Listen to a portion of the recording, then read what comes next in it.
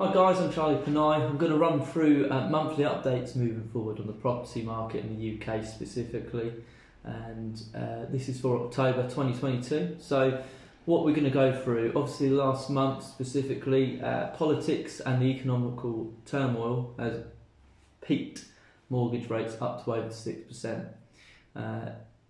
This has obviously changed the buyer demand somewhat. It's natural. When your borrowing rate triples, people are going to sit on the fence, just let's see what happens. So yeah, now they did in the last week though, they've dropped back down by 0.5%, which is good. We're starting to see it balance out a little bit. We are expecting to see more changes though.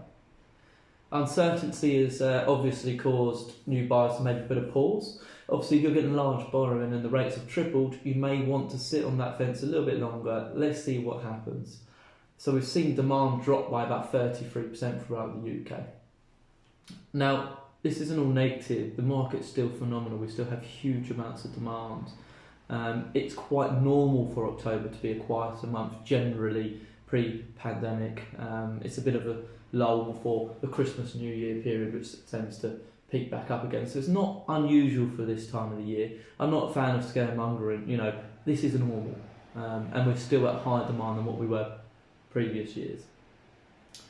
The demand does remain mainly because 50% of the buyers in the UK as we speak are cash buyers. So it hasn't affected their buying. The ones that are sitting on the fence are doing a lot large borrowing effectively. So the buyers' demand is still there.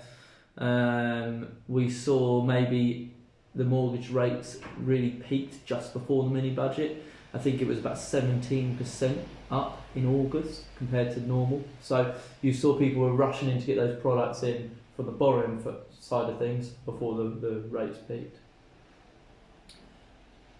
There's still a really strong pipeline of sales going through. So I think we're expecting around the 1.3 million to go through in 2022, and it's not expected to see a huge fall through rate there. So that's still phenomenal. You know, with all of these things going on in politics and budgets and whatever else, the property market is still super strong, and we're looking to finish with a really strong year financially within the property market. Obviously, people worry about what's going to happen with the price. Well, look, I don't see any pricing impact immediately. If there was to be, that would normally come over the course of months, so it's never hit straight through there. But I think if we were going to see pricing impact, it would be sort of mid to late 2023.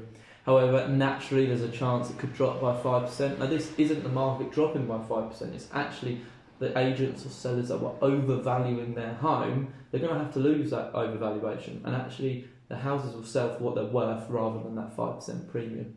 I can explain that in more detail if you want to find out. Just drop me a message. Mortgage rates will likely drop as well. So we're expecting to see them come back down towards the end of 2023, back towards maybe the 4% rate, hopefully. If the mortgage rates peak and go back above 6 and stay above 6, it's natural. We will see a drop in values, maybe the second half of 2023. But I don't want to go too much into that as we speak. Like I said, we can review that as we go along.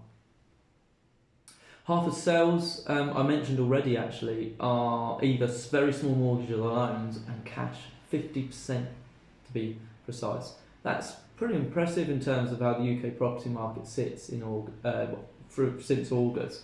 So yeah, really strong market. Depending on where you live, you know, certain areas will have higher demand because of that cash buyer demand.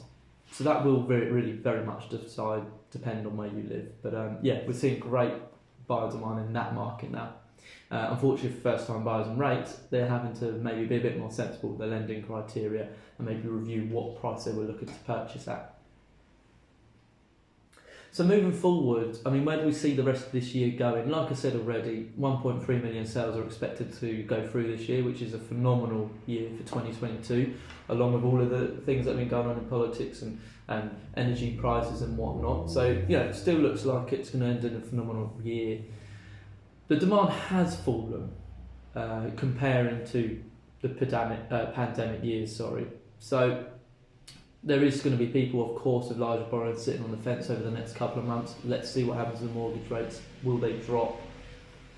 I think the broader motivations to move home now will still remain because of pandemic though, so I don't see it dropping off because we've still got the same lifestyle decisions.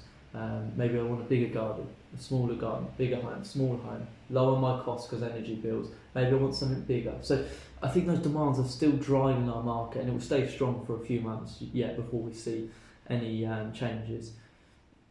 I think the cost of living could have an impact, of course. So, and of course, putting the mortgage rates combined there. So I think moving into the end of this year, into next year, a lot of this property market is going to be dictated by mortgage rates, in my opinion. Now we still look for a phenomenal ending of the year, and 2023, there's no reason why not to expect it to be a really good year as well. But I think the housing market probably will go through some form of readjustment through 2023 and come back to a bit of normality. You know, we've had 3 years of craziness, great craziness in the property market. I think we're going to see readjustment back into a bit of normality. If you want to talk anything property, drop me a message on any of my social media platforms or contact the guys at Red Squirrel Property Shop and they'll find me. More than happy to help anything property related.